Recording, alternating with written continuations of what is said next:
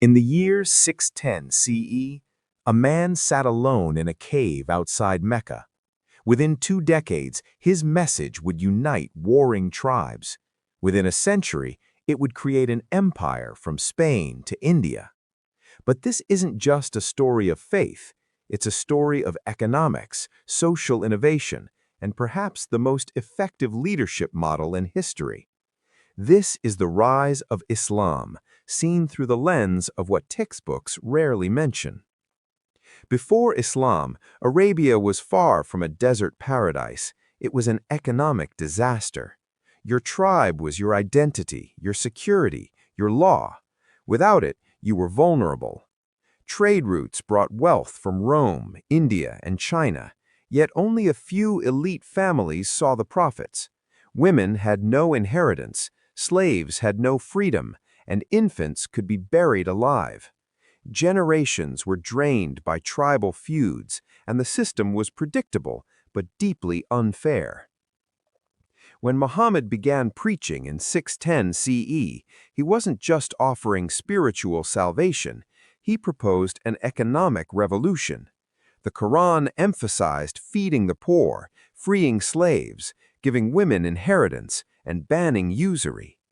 Islam introduced zakat, a 2.5% wealth tax, redistributing wealth legally.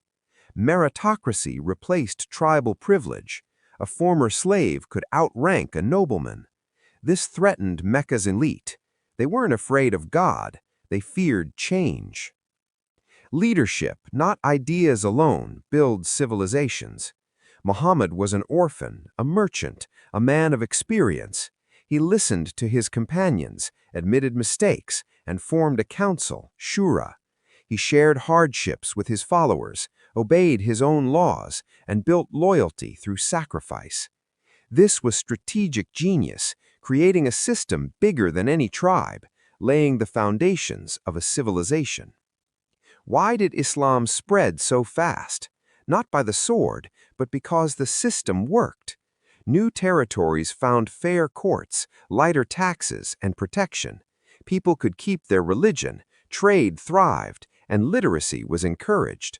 Within a century, Baghdad became the intellectual capital of the world. Mathematics, medicine, philosophy preserved and advanced. It was all part of a system designed to succeed. The Constitution of Medina, written in 622 CE, united dozens of tribes, Arab, Jewish, pagan, into one political entity. Membership wasn't based on blood, but on law and citizenship. It established religious freedom, collective security, a judiciary, and rules for war. Tribes that had fought for generations now lived side by side, not because they all believed the same, but because the system worked. When Muhammad died in 632 CE, he left a system, not just a faith. Within 100 years, the Islamic Caliphate became the largest empire the world had ever seen, not by force, but by justice, opportunity, and belonging. The rise of Islam wasn't a miracle, it was a response to a broken system, by a leader who understood that real change requires structure, law, and vision.